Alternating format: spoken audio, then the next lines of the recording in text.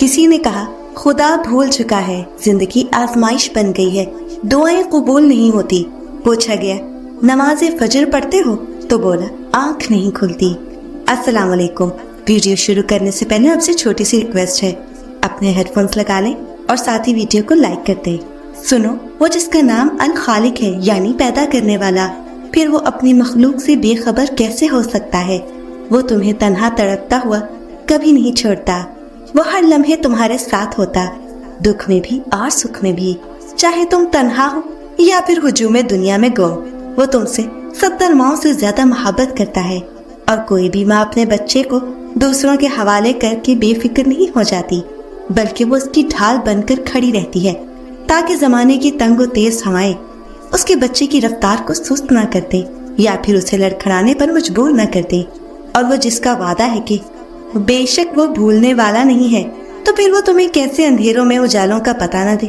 یہ مشکل حالات بھی تم پر وہ بے سبب نہیں لایا، بلکہ وہ تمہیں دنیا کی حقیقت دکھا رہا ہے کہ دنیاوی ہر رشتہ مطلبی ہے اور یہاں کی محبت فنا ہونے کے لیے ہی بنی ہے، دائمی تو یہاں کچھ بھی نہیں۔ اور کبھی کبھار ایسا بھی ہوتا ہے کہ جو لوگ تمہاری دکھ اور تکلیف کا باعث ہوتے ہیں نا، انہیں وہ تم سے کسی نہ کسی بہانے سے دور کر دیتا ہے۔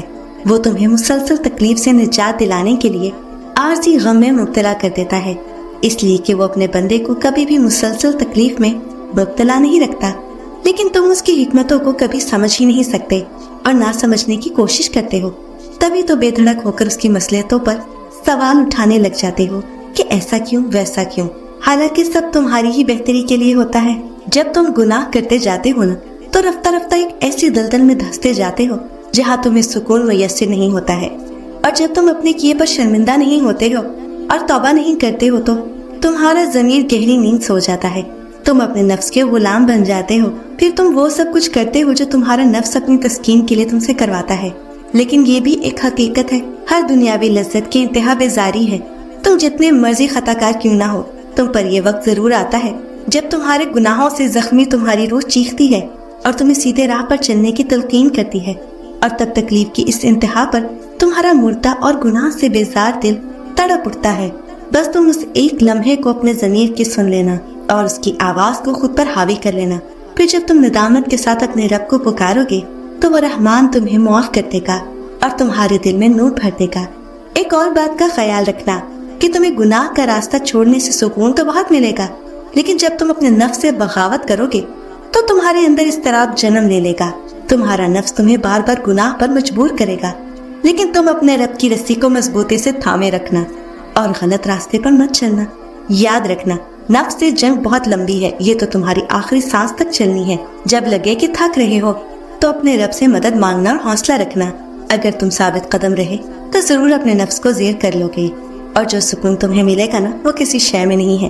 اور بلا شبہ سب سے اچھی فتح اپنے نفس پر حکمرانی ہے۔ قرآن کریم میں سورہ نساء کی آیت نمبر 18 ایک ایسی آیت جب بھی پڑھتے ہیں ایک ہیبت طاری ہو جاتی ہے، آنکھیں لبالب آنسوؤں سے بھر جاتی ہیں، ڈر لگتا ہے کہ کل اللہ رب العزت کے سامنے کس منہ سے جائیں گے۔ گناہ گار ہیں، خطا کار ہیں، سیاہ کار ہیں، کیا وہ ہمیں معاف کر دیں گے؟ ہم روزانہ توبہ کرتے ہیں کہ آج غلطی ہوگی کل نہیں کریں گے، پھر وہی غلطی، پھر وہی گناہ دوبارہ دہراتے ہیں، یا پھر اکثر ہم یہ جملہ بول دیتے ہیں، عمر پڑی ہے، مانگ لیں گے معافی، کر لیں گے توبہ۔ اللہ رب العزت 70 ماؤں سے زیادہ محبت کرنے والا ہے، کر دے گا معاف۔ کیا گناہ توبہ کوئی کھیل ہے؟ اور کیا ہمیں یہ یقین ہے کہ ہمارے پاس بہت وقت ہے معافی مانگنے کے لیے؟ اللہ رب العزت ارشاد فرماتے ہیں کہ اور ایسے لوگوں کی توبہ قبول نہیں ہے جو برے کام کرتے رہتے ہیں، یہاں تک کہ جب ان میں سے کسی کی موت کا وقت آ جاتا ہے تو اس وقت کہتا ہے کہ اب میں توبہ کرتا ہوں۔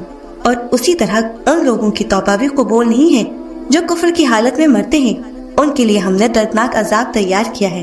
انسان فطرتاً خطا کا پتلا ہے، کوئی انسان یہ دعویٰ کر ہی نہیں سکتا کہ وہ غلطیوں یا گناہوں سے پوری طرح مبرا ہے۔ جیسے کہ ایک دن نبی اکرم صلی اللہ علیہ وآلہ وسلم نے صحابہ کرام رضی اللہ تعالیٰ عنہ سے دریافت کیا کہ کیا یہ ممکن ہے کہ کوئی شخص پانی پر چلے اور اس کے پاؤں گیلے نہ ہوں؟ صحابہ کرام نے جواب دیا، ایسا ناممکن ہے کہ جس پر آپ صلی اللہ علیہ وآلہ وسلم نے فرمایا، بس جو شخص دنیا میں آئے گا خطا بھی ضرور کرے گا۔ گناہ یا کسی غلطی کا ہو جانا عام بات ہے، ہم سب گناہ گار ہیں، بہت سی غلطیاں ہم سے جانے انجانے میں سرزد ہو جاتی ہیں، ہم ان پر شرمندہ بھی ہوتے ہیں، لیکن قابل غور بات یہ ہے کہ غلطی یا گناہ پر شرمندہ ہونا ایک الگ امر ہے، اور توبہ کرنا کہ دوبارہ سے یہ نہیں کروں گا ایک الگ امر ہے۔ ہاں، غلطیوں پر شرمندہ لازمی ہوں کہ میں غلطی کر بیٹھا ہوں، گناہ سرزد ہو گیا ہے، لیکن اس کا مطلب یہ نہیں کہ گناہ کو صرف زبان سے ہی برا گردانا جائے، بلکہ اس کا مطلب یہ ہے کہ اسے دل سے برا جانا جائے، توبہ کی جائے۔ توبہ کا دروازہ تمہارے لیے اب بھی کھلا ہے۔ وہ رب کائنات تمہاری درد میں ڈوبے پکار سننے کے لیے اب بھی بےتاب ہے۔ وہ تو بس تمہارے پلٹنے کا منتظر ہے کہ کب تم ان گناہوں کی دلدل سے نکل کر اس کی طرف سفر کرتے ہیں، کب تم اپنے گناہوں سے بھرے دل کو اس کے سامنے رکھتے ہو کہ اب سمیٹ لیجئے یا اللہ، خود کی ہستی تک کا مان گنوا بیٹھا ہوں۔ اللہ رب العزت بار بار توبہ کے بارے میں قرآن کریم میں ارشاد فرماتے ہیں کہ کہہ دو کہ میں بہت ہی قریب ہوں ہر پکارنے والے کے پکار کو جب کبھی وہ مجھے پکارے قبول کرتا ہوں۔ ایک اور جگہ ارشاد فرمایا کہ اے ایمان والو، تم اللہ کے سامنے سچی خالص توبہ کرو، قریب ہے کہ تمہارا رب تمہارے گناہ دور کر دے اور تمہیں ایسی جنتوں میں داخل کرے جن کے نیچے نہریں جاری ہیں۔ سورۃ بقرہ میں ارشاد فرمایا بے شک اللہ کو پسند آتے ہیں توبہ کرنے والے اور پسند آتے ہیں گندگی سے بچنے والے۔ وہ کہتا ہے میں رحم کرنے والا مہربان ہوں، جو لوگ مجھ سے سچے دل سے بخشش طلب کرتے ہیں میں ان کو بخش دیتا ہوں۔ وہ کہتا ہے کہ میری رحمت میرے غضب پر حاوی ہے، تو پھر تمہیں کون سی چیز روکتی ہے؟ یہ کہہ دینا کہ ابھی عمر پڑی ہے، مانگ لیں گے معافی، بڑھاپے میں اللہ اللہ ہی تو کرنی ہے۔ تو کیا تمہیں یقین ہے کہ تم اگلا سانس بھی لے سکو گے؟ کیا تمہیں اتنا بھروسہ ہے خود پر کہ آنے والا وقت تمہیں دنیا کی رنگینیوں میں گم کر کے رب سے غافل نہیں کرے گا؟ کیا تمہیں کل تک کی مہلت دی جائے گی؟ نہیں نا، تو پھر کس دم میں رہ رہے ہو؟ لوٹ آؤ اپنے رب کی طرف، توبہ کرو، اپنے گناہوں کی مغفرت طلب کرو اس رب کائنات سے، اس سے پہلے کہ بہت دیر ہو جائے۔ یہ تمہارا اور تمہارے رب کا معاملہ ہے، اور وہی سچی توبہ قبول کرتا ہے۔ وہ انسان نہیں جو تمہاری پچھلی تمام غلطیاں اور گناہوں کو اٹھا کر منہ پر مار دیتا ہے کہ اب یاد آیا۔ وہ تمہیں ذلیل و رسوا نہیں کرتا، تم طالب و بخشش و رحم کے، اور وہ طلبگار ہے تمہارے لوٹ آنے کا۔ تمہاری ندامت کا ایک آنسو زندگی بھر کے گناہوں کو معاف کروا دیتا ہے، بشرطے کا یہ آنسو دم نکلنے سے پہلے نکلے۔ کبھی کبھی ایسا لگتا ہے کہ جیسے ہماری دعائیں قبول نہیں ہو رہی، جیسے وہ ہمیں سنتا نہیں ہے، جیسے وہ ہمیں جواب نہیں دے رہا۔ ایسا نہیں ہوتا، وہ سب دعائیں سنتا ہے بہت غور سے، ہماری ہر پکار پہ دوڑتا چلا آتا ہے اور ہماری ہر دعا کو سنبھال کر رکھ لیتا ہے، کیونکہ وہ بہتر جانتا ہے کہ کسے کب اور کیسے دینا ہے۔